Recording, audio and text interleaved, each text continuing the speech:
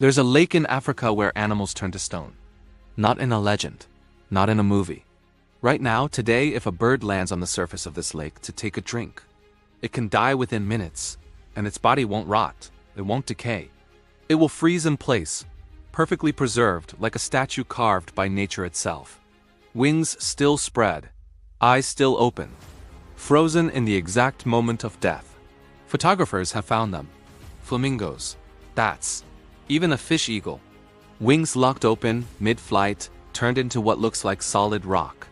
And the internet lost its mind when the first photos came out because it looked fake.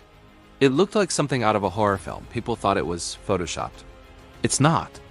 Stay with me, because by the end of this, you're going to understand something about the world that most people never learn. And it's going to change the way you look at beautiful things forever.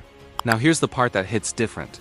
Think about the last time something looked perfect on the outside, but was quietly dangerous underneath. A person who seemed fine but was falling apart inside. A job that looked amazing on paper but slowly drained the life out of you. A relationship that looked like a dream and turned into a trap. We've all touched something that looked safe and wasn't. That's exactly what this lake is.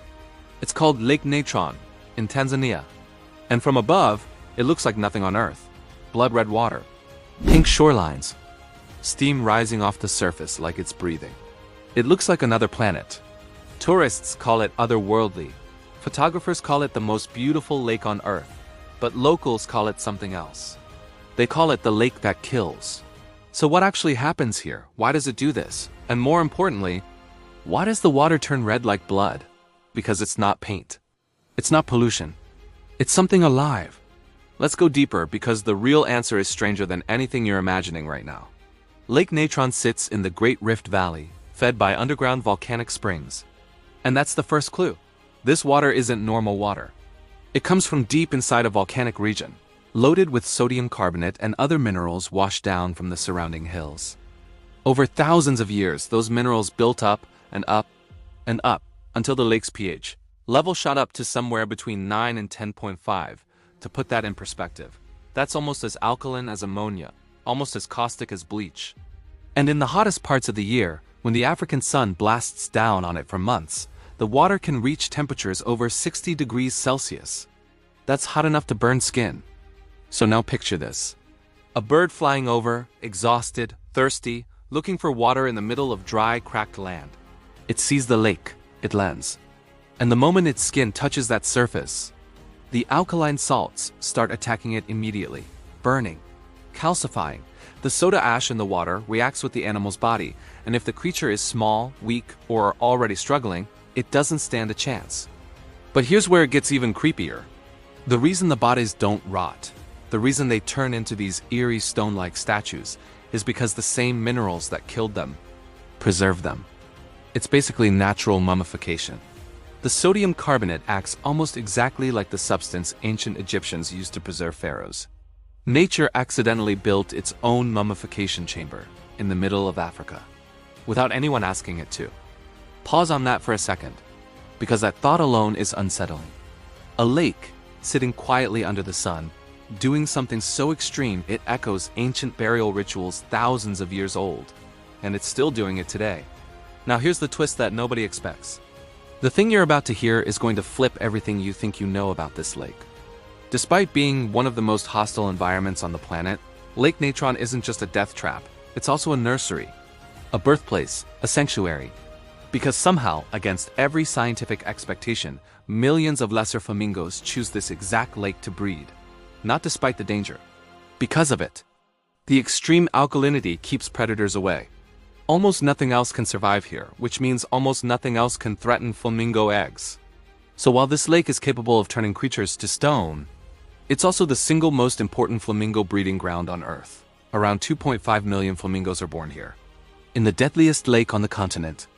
Let that sink in. The same conditions that kill are the exact same conditions that protect life. Danger and safety coming from the same source. Destruction and creation living side by side in the same red water. That's the part that should hit you hardest, because if you think about it, that's not just biology, that's basically a law of life itself. The things that seem the most brutal, the most unforgiving, the environments that break most people, are often the exact same environments where the strongest things learn to survive. Where the toughest creatures, the ones built differently, don't just endure it.